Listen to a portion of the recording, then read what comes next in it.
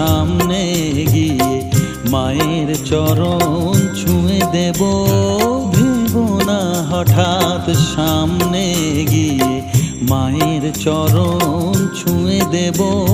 দূর থেকে শুধু চোখের জলেতে মার রাঙা পা ধুয়ে দেব।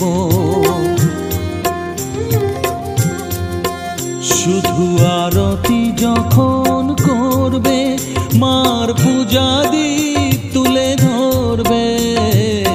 আরতি যখন করবে মার পূজা দীপ